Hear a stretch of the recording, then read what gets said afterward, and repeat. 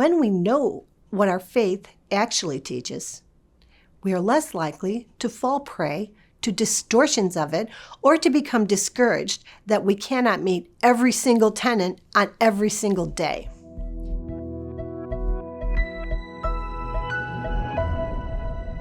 Sometimes our human interpretations of religion resemble tax codes. There are a lot of details, and the emphasis can be placed on the details and their importance. Now, we do need guidance, and we need information, so it isn't wrong to have detail. And it is good to know our religion and its teachings accurately so that we don't misunderstand the spirit that is intended to flow in and out and through our beautiful teachings. When we know what our faith actually teaches, we are less likely to fall prey to distortions of it or to become discouraged that we cannot meet every single tenant on every single day. So, rules and teachings are good, but obsession with them or distortion of them is not good. Let's take an example. The word intimacy is used to describe close, deep connection between two people. Current culture, however, has sexualized intimacy to the degree that it seems to be boxed. In some religions, intimacy has been limited and taught only as sexual intercourse between two people who are married. We believe that sexual sharing at that level is best placed within marriage so that people can be safe, respected, and if children come, they can be protected. That's not complicated and it's not new.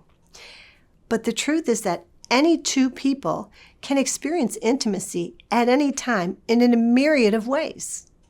We should be deeply troubled that intimacy has been sexualized to the degree that it has almost been cheapened and actually very limited.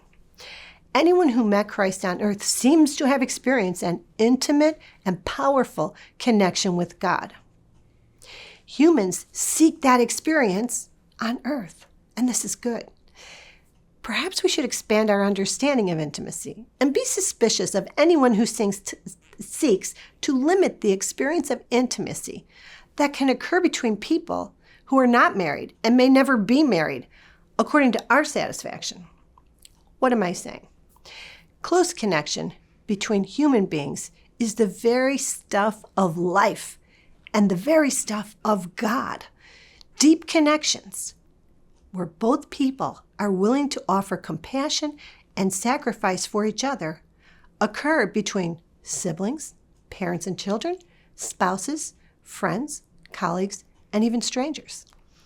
There are many among us who can describe a brief connection that occurred between them and another person years before that included kindness and understanding, a momentary thing, a momentary kindness, even between strangers, can resonate throughout someone's entire life. That's got to be intimacy.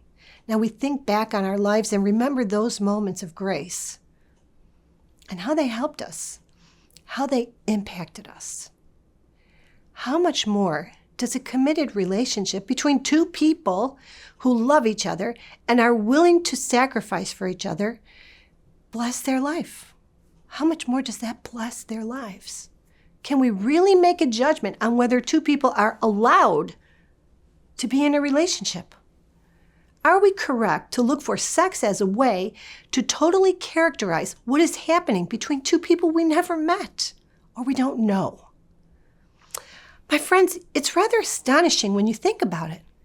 This attitude about intimacy not only totally sexualizes it, but devours the very beauty of it. Rigid teaching feels intrusive and superficial, almost childish. We are also, like it or not, lumping all sexual actions into one, mostly ugly pile when we should be banding together to condemn things like human trafficking, pornography, and the sexualization of children. Never mind the normalization of predatory behaviors toward our little ones. God has hopes for us. Throughout Scripture, He makes it clear that His way is compassionate and understanding. Sex is one part of intimacy.